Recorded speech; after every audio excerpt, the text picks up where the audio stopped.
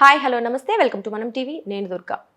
ఏపీలోని మాజీ ఎంపీ ఉండవల్లి అరుణ్ కుమార్ గారు విభజన చట్టం గురించి కొన్ని వ్యాఖ్యలు చేయడం జరిగింది. అయితే దీనిపై స్పందించేందుకు మనతో ఉన్నారు ప్రముఖ అనలిస్ట్ అప్సన్ రాజేష్ గారు. ఇప్పుడు అడిగి వివరాలు తెలుసుకున్నాం. సార్ నమస్తే. సార్ నమస్తే. చూసుకున్నట్లయితే ఉండవల్లి అరుణ్ కుమార్ గారు విభజన చట్టానికి 10 ఏళ్లు పూర్తయ్యాయి, నేను వేసిన కేసు అలాగే ఉంది, అది ఎప్పటికి కొలిక్కి వస్తుందో తెలియదు, ఇంతవరకు దాని గురించి ఒక చిన్న ఇన్ఫర్మేషన్ కూడా లేదు అని కొంచెం రెండు ప్రభుత్వాన్ని అంటే ఇంతకుముందు టీడీపీ ప్రభుత్వాన్ని అయితే ఇప్పుడు వైసీపీ ప్రభుత్వాన్ని ఎవరూ పట్టించుకోవట్లేదు అని ఆయన కొంచెం గట్టిగానే వ్యాఖ్యలు చేయడం జరిగింది. అంటే ఏంటి సార్ అసలు ఆయన కేసు ఏంటి, ఆ విభజన చట్టానికి సంబంధించిన అంశాలు ఏంటి అసలు? నిన్న ఉండవల్లి అరుణ్ కుమార్ గారు రాజమండ్రిలో ఒక ప్రెస్ మీట్ పెట్టడం జరిగింది. నిన్న ఫిబ్రవరి 18వ తారీఖు.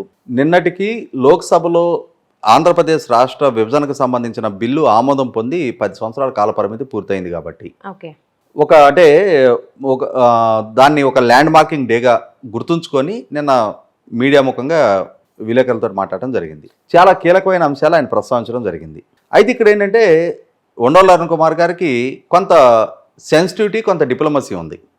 ఇవాళ ప్రభుత్వంలో ఉన్న జగన్మోహన్ రెడ్డి గారిని సూటిగా స్పష్టంగా వేలెత్తి ఇది మీరు చేస్తున్న తప్పు అని చెప్పని ప్రస్తావించరు ఆయన. దానికి ఏం చేస్తారంటే ఇష్యూని జనరలైజ్ చేసి ఆ రోజుల్లో చంద్రబాబు నాయుడు, ఈ రోజుల్లో జగన్మోహన్ రెడ్డి గారు అని చెప్పని ఇద్దరూ దోషులే అని చెప్పని చిత్రీకరించే ప్రయత్నం చేస్తూ ఉంటారు. ఆయన ఏమంటారు, పోలవరం పూర్తి చేసే అంశంలో 2 ప్రభుత్వాలు చిత్తశుద్ధి ప్రదర్శించలేదు, రాష్ట్రానికి ప్రత్యేక హోదా సాధించే విషయంలో 2 ప్రభుత్వాలు చిత్తశుద్ధి ప్రదర్శించలేదు, కేంద్ర ప్రభుత్వాన్ని నిలదీసే విషయంలో 2 ప్రభుత్వాలు చిత్తశుద్ధి ప్రదర్శించలేదు, ఇట్లా రకరకాల ప్రస్తావనలు చేస్తూ ఉన్నారు ఆయన. ఇక్కడ గమనించుకోవాల్సిందేంటి, 2019 ఎన్నికలకు ముందు 100% ప్రత్యేక హోదా అనేది ఒక ఎన్నికల ఎజెండాగా మారింది. జగన్మోహన్ రెడ్డి గారు చాలా సక్సెస్ఫుల్గా దాన్ని వినియోగించుకొని నాకు మెజార్టీ ఎంపీ స్థానాలు ఇవ్వండి, నేను ప్రత్యేక హోదా సాధిస్తా అని చెప్పని యువతకు వాగ్దానం చేశారు, రాష్ట్రానికి వాగ్దానం చేశారు, ప్రజలకు వాగ్దానం చేశారు. ప్రజలు ఆయన మాటలు విశ్వసించారు, ఆయన కోరుకున్న ఎంపీ స్థానాన్ని ఆయన కట్టబెట్టారు. అవుట్ ఆఫ్ 22 ఎంపీ సీట్స్ ఆయనకు దక్కినాయి.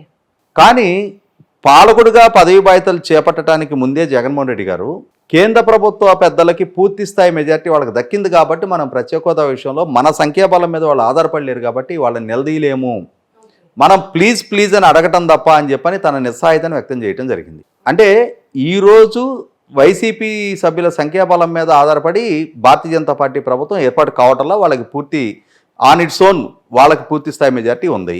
మరి 2014-19 మధ్య టీడీపీ మీద ఆధారపడి ఆ రోజు భారతీయ జనతా పార్టీ ప్రభుత్వం మనుగడ సాగిందా? ఆ రోజు కూడా భారతీయ జనతా పార్టీకి వాళ్ళకి కావాల్సిన పూర్తి స్థాయి సంఖ్యాబలం దక్కింది. తెలుగుదేశం మెజార్టీ మీద మద్దతు మీద వాళ్ళు ఆధారపడి లేరు.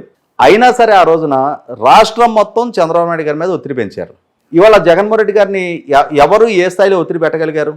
అంటే హామీలు అయినప్పటికీ అలయన్స్ పార్ట్నర్గా ఉండి కూడా తెలుగుదేశం పార్టీ చంద్రబాబు నాయుడు గారు ఆ రోజున కేంద్ర ప్రభుత్వం సహాయ నిరాకరణ చేసిన సందర్భంలో మేము ప్రత్యేక హోదా ఇవ్వడానికి సాధ్యపడదు అని చెప్పిన స్పష్టం చేసిన నేపథ్యంలో కేంద్ర ప్రభుత్వంతో ఘర్షణ పడి కూడా ప్రయోజనం లేని పరిస్థితుల్లోనే ఆ రోజు ప్రత్యేక ప్యాకేజీకి ఒప్పుకోవడం జరిగింది. ప్రాక్టికల్గా రిలీజ్ అయ్యారు కాబట్టి ఒప్పుకోవడం జరిగింది. కానీ దాన్ని ఏ విధంగా చిత్రీకరించారు? చంద్రబాబు నాయుడు గారు అసమర్థతగా చిత్రీకరించారు. ఉండవల్లి అరుణ్ కుమార్ గారు నిన్న చంద్రబాబు నాయుడు గారికి కేసులు అని చెప్పని ప్రస్తావిస్తున్నారు. ఆ రోజు కేసులు లేవు చంద్రబాబు నాయుడు గారి మీద ఏమి. కానీ ఆ రోజు జగన్మోహన్ రెడ్డి గారు ఏ పదజాలం వాడారో అదే పదజాలాన్ని ఉండవల్లి అరుణ్ కుమార్ గారు కూడా నిన్న మరొకసారి రీట్రేట్ చేశారు. కానీ ఇవాళ అసలు కేసులు బలహీనత ఉంది ఎవరికి ఉంది? విచారణ ఇవాళ ఛార్జ్ షీట్లు ఫైల్ అయిన స్థితిలో ఎవరికి ఉంది? చంద్రబాబు నాయుడు గారి మీద మొన్న సెప్టెంబర్లో కేసులు నమోదైనవి. అవి ఇంకా కోర్టు ట్రయల్ స్టేజ్కి ఏ ఒక్క కేసు రాలేదు. ఆయన రీసెంట్గానే బెయిల్ తీసుకొని బయటకు వచ్చారు. ఆయన రాజకీయ కార్యకలాపాలు ఆయన నిర్వహించుకుంటున్నారు. బెయిల్ రాకముందు జైల్లో ఉన్నారు.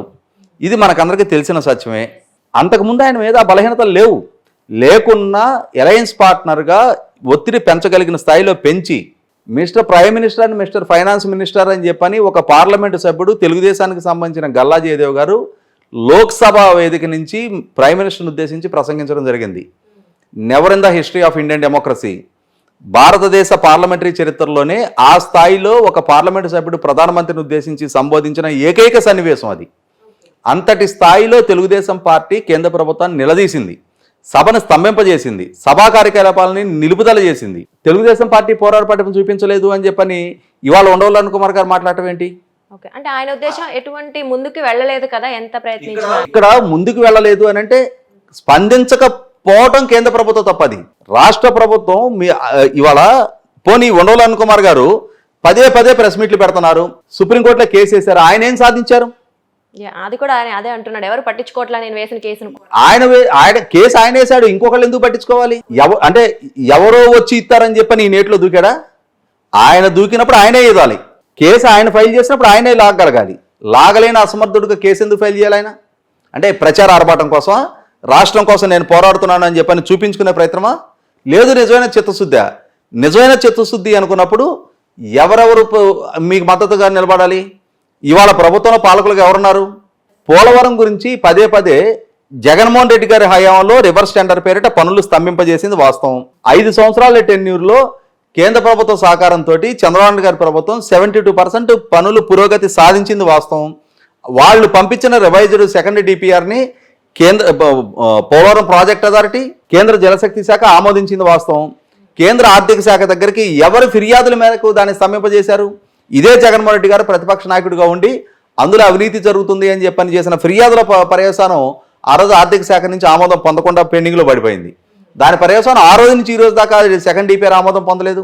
సర్వే సెటిల్మెంట్కి, రీహాబిలిటేషన్ అండ్ సెటిల్మెంట్కి సంబంధించి ఇప్పటిదాకా, పునరావాస సహాయాలకు సంబంధించి ఇప్పటిదాకా ప్యాకేజ్ ఆమోదం పొందలేదు. తప్పు పట్టాల్సింది జగన్మోహన్ రెడ్డి గారిని. స్ట్రైట్ అవే ఇది జగన్మోహన్ రెడ్డి చేసిన తప్పు.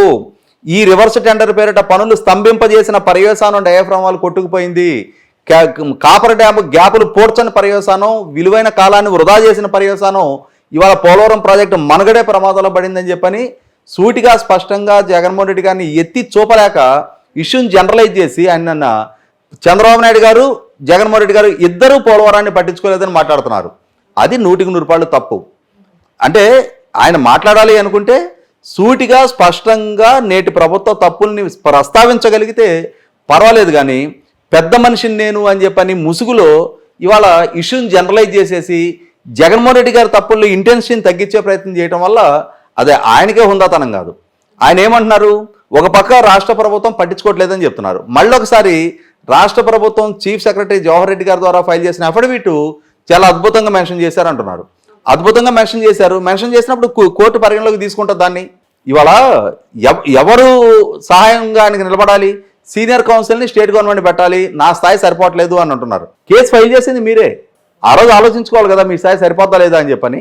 ఏదేమైనా సరే, అంటే రాజకీయాల్లో జగన్మోహన్ రెడ్డి గారికి ఏదైనా ప్రతికూల పరిస్థితులు ఎదురవుతాయి అనుకున్న ప్రతి సందర్భంలో కూడా ఉండవల్లి అరుణ్ కుమార్ గారు ప్రెస్ మీట్ పెడతారు. ఆ ప్రెస్ మీట్ పెట్టేసి ఏంటంటే జగన్మోహన్ రెడ్డి గారే కాదు, అంతకుముందు చంద్రబాబు నాయుడు గారి హయాంలో కూడా నష్టం జరిగింది అని చెప్పని ఇష్యూని జనరలైజ్ చేసే ప్రయత్నం చేస్తూ ఉంటారు అనమాట. అంటే సార్ మనం చూసుకున్నట్లయితే ఆయన ఎక్కడ రాజకీయ సన్యాసం తీసుకున్నట్లుగా న్యూట్రల్ గా ఉంటాను, ఎవరి సైడ్ ఉండనని చెప్తారు కదా, మరి మీరు అంటున్నట్లయితే ఇప్పుడు ఆయన వైసీపీ సపోర్ట్ చేస్తున్నారు అంటున్నారు. రాజశేఖర రెడ్డి గారి కొడుకుగా నాకు అత్యంత ఇష్టమైన నాయకుడు రాజశేఖర రెడ్డి గారిని పదే పదే చెప్పే ఉండవల్లి అరుణ్ కుమార్ గారు పైకి నాకు జగన్మోహన్ రెడ్డి గారి పట్ల నాకేం ఆ ప్రేమ ఆప్యాయత లేదని చెప్తూనే ఆయన అన్యాపదేశంగా, నేను ఇందాక చెప్పినట్టుగానే 2019 ఎన్నికలకు ముందు ఆనాటి ప్రభుత్వం మీద ఒక లిక్కర్ బాటిల్ తీసుకొని వచ్చి ఆ లిక్కర్ బాటిల్ డిస్టిలరీలో తయారవడానికి ఎంత ఖర్చు అవుద్ది, బ్రోరేజెస్ కార్పొరేషన్ ఎంత ప్రొక్యూర్ చేస్తుంది, ఈరోజు వినియోగదాడికి ఎంత అందుబాటులో ఉంది అని చెప్పని చాలా ఆనాటి ప్రభుత్వం 8 రూపాయలకు తయారు చేసే దాని మీద 50 రూపాయలు ఆదాయం పొందుతుందని చెప్పని మీడియాలో ఎత్తి చూపారు. మరి ఇవాళ అంటే ఈ మద్యం పాలసీ ఈరోజు ఎంతకు తయారవుతుంది, అసలు ఎవరి కంపెనీలు తయారు చేస్తున్నాయి, ఎంతకి డిస్టిలరీస్ నుంచి బ్రోరేజెస్ కార్పొరేషన్ ప్రొక్యూర్ చేస్తుంది, ఎంతకి వినియోగదారుడికి అందుబాటులో ఉంది ఇవాళ ధరలు, వీటి గురించి ఎప్పుడన్నా మరి ఆ బాటిల్ తీసుకొచ్చి అంటే బాటిల్ ఆయనకు దొరకలేదా, బాటిల్ ఈయనకి అమ్మనన్నారా షాప్ వాళ్ళు, ఈ లేదు ఎంతకు ధరలకు అమ్ముతున్నారో వెరిఫై చేసే పరిజ్ఞానం లేకపోయిందా? ఆనాటి ప్రభుత్వం మీద విమర్శలు చేయాలి, జగన్మోహన్ రెడ్డి గారికి అనుకూలంగా మైలేజ్ తేవాలి. ఈనాటి ప్రభుత్వం మీద అటువంటి విమర్శలు చేసినప్పుడు అది తమ నాయకుడికి ప్రత్యర్థిగా ఉన్న ఈ నాయకుడు ఎవరు? రాజశేఖర రెడ్డి గారు. రాజశేఖర రెడ్డి గారికి ప్రత్యర్థిగా ఉన్న చంద్రబాబు నాయుడు గారికి లాభిస్తుంది కాబట్టి జగన్మోహన్ రెడ్డి గారి మీద తమలపాకుతోటి విమర్శలు చేస్తారు, తెలుగుదేశం పార్టీ మీద చంద్రబాబు నాయుడు గారి మీద తలుపు చెక్కతోటి విమర్శలు చేస్తారు. ఇది ఉండవల్లి అరుణ్ కుమార్ గారి నైజం. చాలా సందర్భాల్లో చాలా స్పష్టంగా ఆయనే తేడతలని చేసుకున్నారు. ఓకే సార్, మొత్తానికి అయితే ఆయన న్యూట్రల్ గా ఉన్నారని చెప్తున్నప్పటికీ ఎక్కువగా అయితే వైసీపీకి సపోర్ట్ చేసే విధంగానే వ్యాఖ్యలు చేస్తున్నారని మీరు అంటున్నారు. చూద్దాం నాయకులు, ప్రజలు ఈ వ్యాఖ్యలపై ఎలా రియాక్ట్ అవుతారని. Thank you sir.